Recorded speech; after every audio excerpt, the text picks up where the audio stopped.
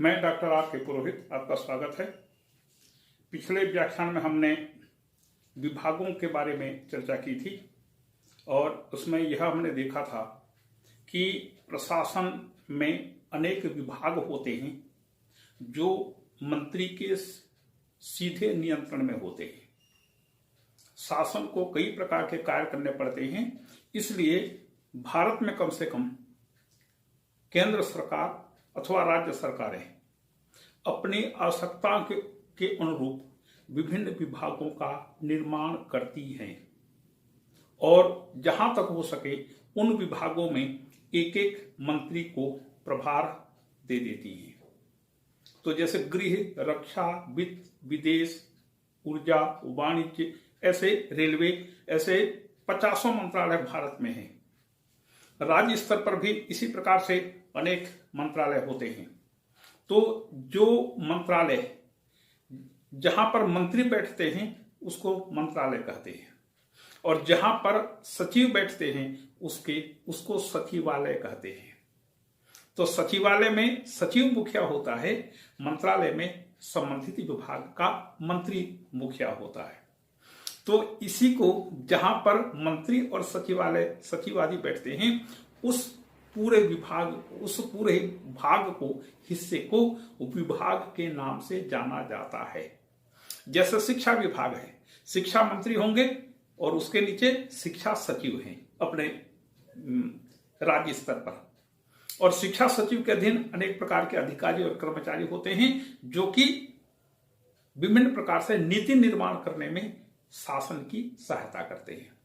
तो जो विभाग, जो खंड, जो भाग, जो हिस्सा मंत्री मंडल के सीधे नियंत्रण में होता है उसे विभागीय संगठन कहते हैं। अब इसका दूसरा प्रकार है जो कि भारत में है, उसे हम लोक निगम के नाम से जानते हैं। स्वतंत्र नियामकीय आयोग अमेरिका में बहुत ज्यादा प्रचलित है। भारत में लोक निगम बहुत अधिक मात्रा में स्थापित किए गए हैं। लोक निगम, निगम का मतलब निरंतर चलने वाला।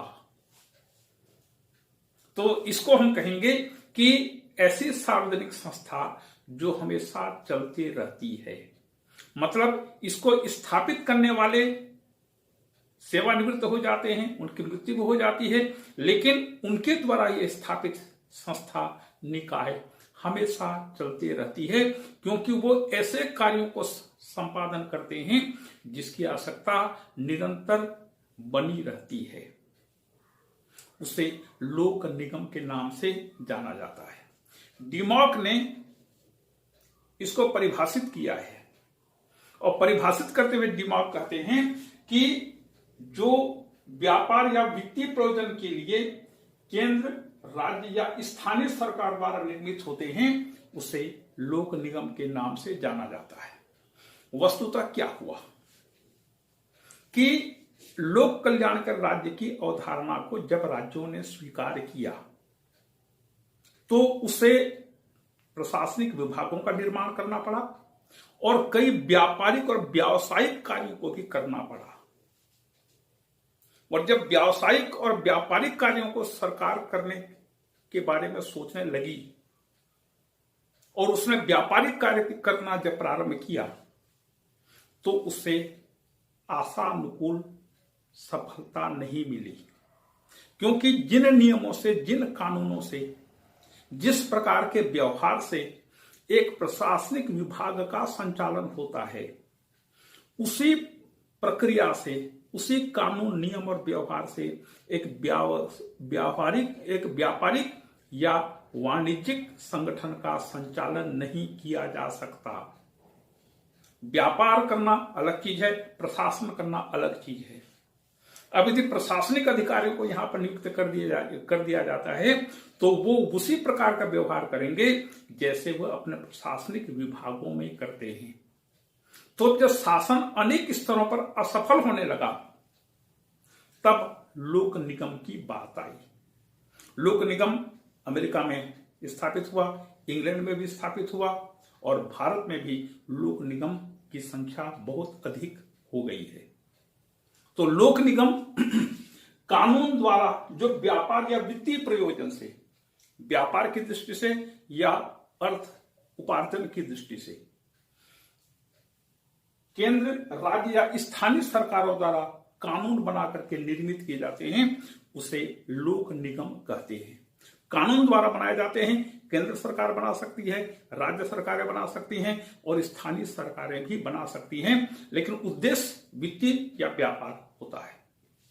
इसी प्रकार से डेविस कहते हैं लोक सत्ता द्वारा निर्मित, लोक सत्ता मतलब शासन, शासन द्वारा निर्मित कार्य और शक्ति स्पष्ट होती है, जिसके कार्य, जिसकी शक्तियां, जिसके अधिकार, जिसके दायित्व पूरे स्पष्ट होते हैं और वित्तीय दृष्टि से स्वायत्त होते हैं या स्वतंत्र होते हैं। जिस प्रकार से वित्त के क्षेत्र में विभाग पर बहुत अधिक नियंत्रण होता है, लोक निगम में वित्त की दृष्टि से अधिक नियंत्रण नहीं होता, उसे लोक निगम के नाम से जाना जाता है। अब देखें विकास का कारण क्या है कि लोक निगम की स्थापना की आवश्यकता क्यों पड़ी और किस प्रकार से इसको स्थापित किए जाने की परंपरा शुरू हुई। सबसे पहली बात है लोक कल्याणकारी प्रकृति। शासन ने विभागों का निर्माण किया प्रशासन की दृष्टि से, लेकिन शासन को प्रशासन ही नहीं व्यापार भी करना पड़ा। अनेक प्रकार व्यवसायों को भी उसने स्थापित करना, बनाना शुरू किया और दोनों का संचालन प्रशासनिक अधिकारियों के द्वारा संभव नहीं था या प्रशासनिक दृष्टि से एक व्यावसायिक संगठन का संचालन नहीं किया जा सकता। तो जब असुविधा होने लगी तब लोक निगम की बात हुई। दूसरी चीज, विभाग की प्रकृति से भिन्न। लोक निगम की प्रकृति अलग होती है, विभागों की प्रकृति अलग होती है। एक का काम है शासन करना, प्रशासन करना, नीतियों को क्रियान्वित करना, दूसरे का काम है व्यवसाय या व्यापार के काम में काम करना। तीसरी चीज है लचीलेपन की आवश्यकता। विभागों में कानून और नियम को कड़ाई से माना जाता है। उन नियमों का पालन करना प्रत्येक प्रशासनिक अधिकारी अपना दायित्व समझता है और हर जगह पर कानून और नियमों की आड़ में वह अनेक प्रकार के कार्यों को नहीं कर पाता, क्योंकि कानून और नियम उसके सामने एक दीवार के समान खड़े होते हैं। लेकिन इसी प्रकार से कड़ाई लोक निगमों में नहीं पाई जा सकती। इसमें लचीलापन होता है, क्योंकि वह व्यापारिक कार्य कर रहे हैं, वित्तीय कार्य कर रहे हैं, इसलिए नियम कानून को उतना अधिक यहां पर नहीं माना जाता। मानते हैं, दायरे में रहते हैं, लेकिन लचीलापन यहां पर होता है। चौथा पॉइंट है व्यावसायिक दृष्टि से आवश्यक। व्यवसाय करने के लिए एक दूसरे प्रकार का दृष्टिकोण चाहिए जो प्रशासनिक दृष्टिकोण से भिन्न होता हो। और पांचवा है लाल फीताशाही से मुक्ति। प्रशासन में, विभागों में लाल फीताशाही बहुत ज्यादा देखी जाती है। लाल फीताशाही का मतलब अनावश्यक देरी। एक छोटा सा काम यदि करना है तो सबसे निम्न स्तर का कर्मचारी या बाबू जिसे हम कहते हैं, वह एक नोट शीट बनाता है कि ऐसा ऐसा है, ऐसा ऐसा किया जाना है। वह नोट शीट जाएगा अब उसके बड़े साहब के पास, बड़े बाबू के पास। बड़े बाबू उस पर सिग्नेचर करेगा, फिर वो जाएगा उस विभाग के मुखिया के पास, सेक्शन ऑफिसर के पास, फिर वो जाएगा अधीक्षक के पास, फिर वो जाएगा उप अधीक्षक के पास, फिर वो जाएगा उस कार्यालय के अधीक्षक के पास, फिर वो जाएगा छोटे साहब के पास, फिर जाएगा फिर उसके बड़े साहब और फिर जाएगा वो सबसे बड़े साहब के पास। मतलब, और यदि सब के सब अपनी टेबल पर उपस्थित हैं तो ठीक है, थोड़ा सा जल्दी हो जाएगा काम। लेकिन मान लीजिए एक कोई भी फाइल 8, 10, 15 टेबल से होकर के गुजरता है तो स्वाभाविक है उसमें देर लगेगी। और केवल एक ही काम नहीं होता, प्रशासनिक अधिकारियों के पास सैकड़ों काम होते हैं। और आपने देखा होगा विभिन्न अधिकारियों के टेबल पर पूरे फाइल पूरा जमा रहता है, तो उसको फुर्सत मिले तब ना, कितना काम करेगा प्रशासनिक अधिकारी। तो इसमें अनावश्यक देरी होती है। तो लाल फीताशाही का मतलब होता है अनावश्यक देरी, जबकि लोक निगम में ऐसी लाल फीताशाही नहीं होती, वहां पर त्वरित गति से काम होता है। तो ये सब चीजों के कारण लोक निगमों का विकास हुआ।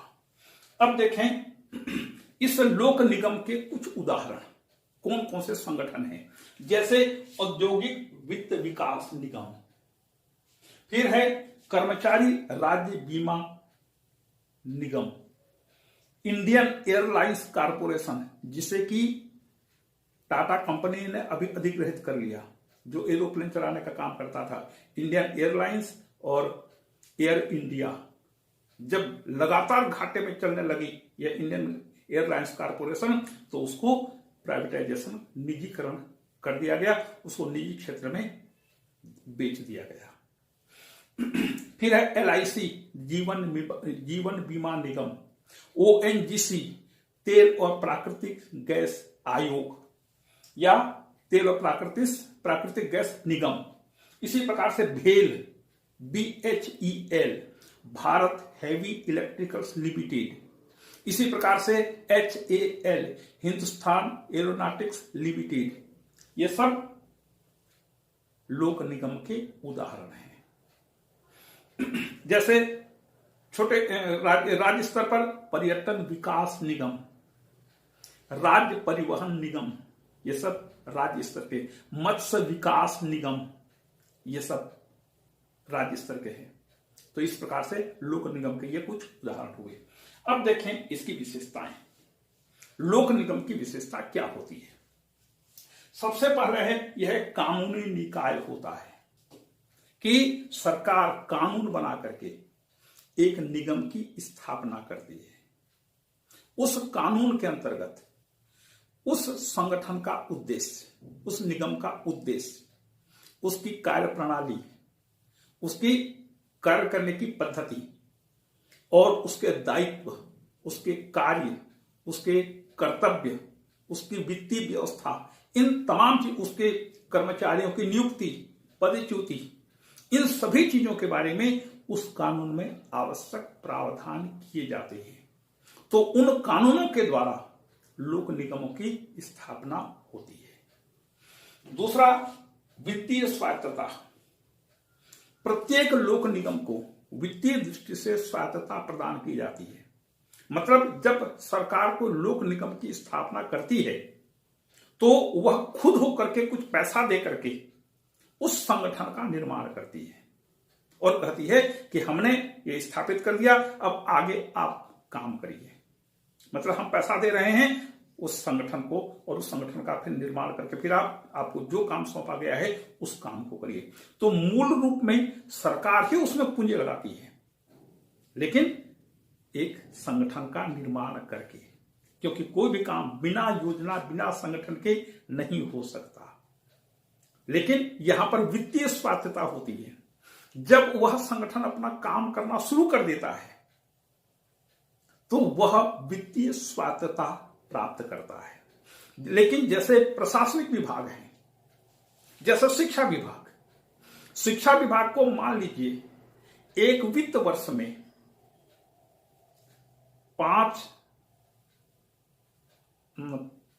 500 करोड़ रुपए दिया गया।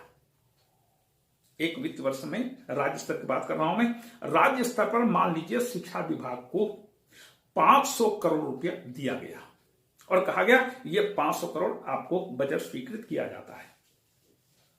तो शिक्षा विभाग उस 500 करोड़ की राशि को वित्त वर्ष की समाप्ति के पहले खर्चा करेगा। यदि खर्चा नहीं किया तो वह पैसा लैप्स हो जाएगा।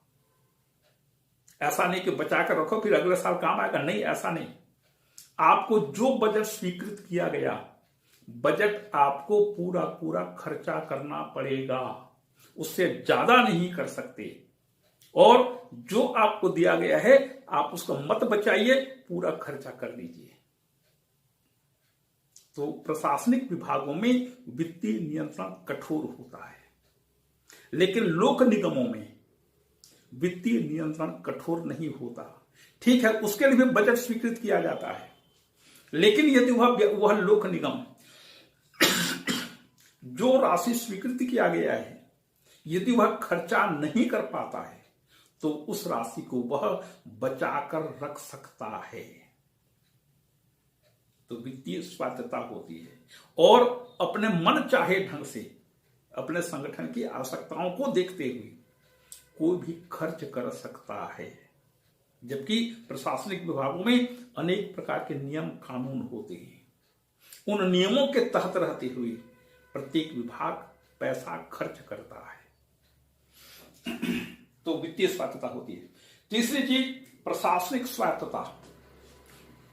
जो प्रशासनिक विभाग होते हैं उन पर मंत्री का प्रत्यक्ष नियंत्रण होता है। बिल्कुल सामने वह बैठे रहता है और उसके सामने सभी अधिकारी कर्मचारी काम करते रहते हैं और उनके समस्त कार्यों पर संबंधित मंत्री का या विभाग के मुखिया सचिव का प्रत्यक्ष नियंत्रण होता है।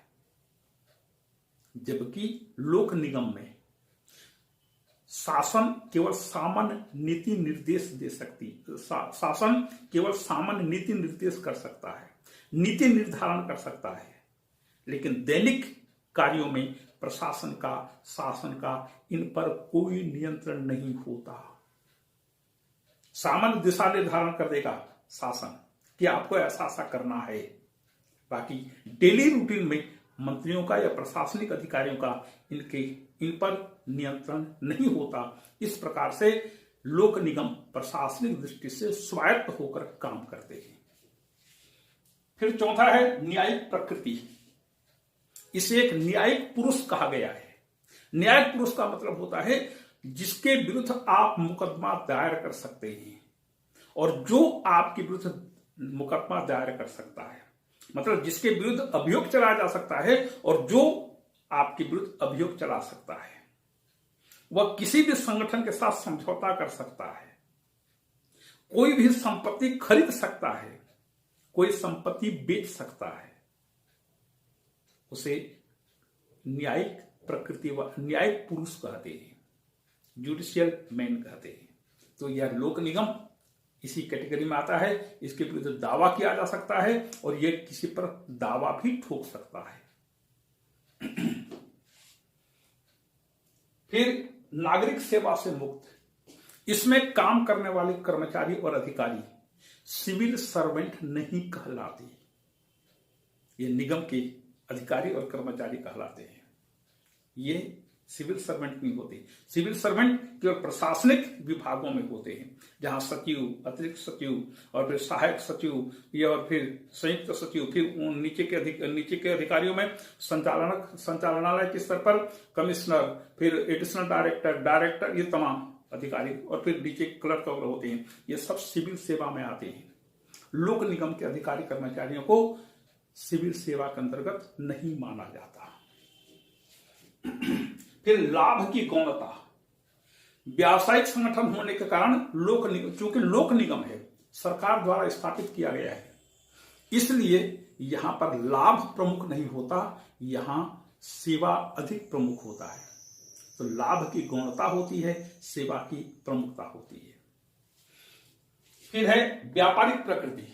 ये व्यापारिक प्रकृति वाले होते हैं, लेकिन इसका मतलब यह नहीं कि बहुत ज्यादा घाटे में संगठन का संचालन हो, ऐसा भी नहीं होता, लेकिन थोड़ा सा एक तुलना, एक बैलेंस बनाकर रखा जाता है ताकि अधिक घाटा भी ना हो और अनावश्यक लाभ की प्रवृत्ति भी ना हो।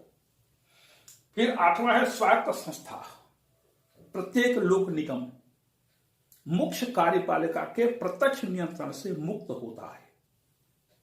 लोक निगम का अपना एक नियंत्रण करने की व्यवस्था होती है और उसी नियंत्रण के अंतर्गत ये लोक निगम काम करता है। क्योंकि लोक निगम जितने होते हैं यहां पर डायरेक्टर्स होते हैं, निर्देशक होते हैं और एक मैनेजिंग डायरेक्टर होता है। मैनेजिंग डायरेक्टर प्रबंध संचालक, उसके अधीन निर्देशकों का एक मंडल होता है।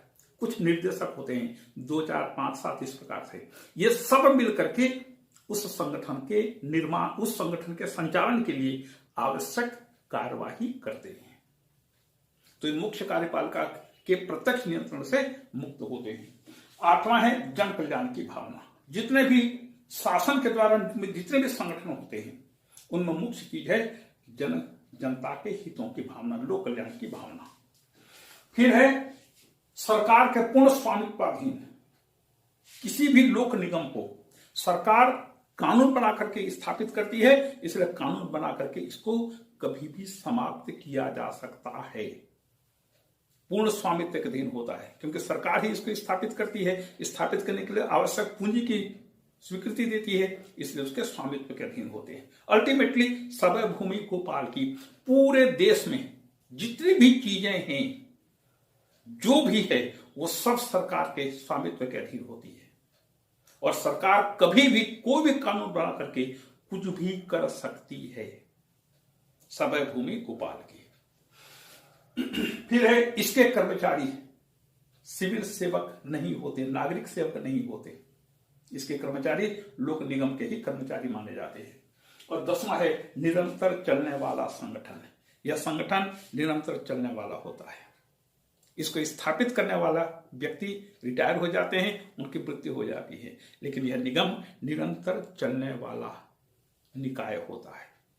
निगम का मतलब ही होता है निरंतर चलने वाला, तो निगम हमेशा निरंतर चलने वाला होता है। इसी के साथ आज का व्याख्यान यहीं पर हम समाप्त करते हैं। अगले व्याख्यान में इसके आगे की चर्चा करेंगे। आपको धन्यवाद।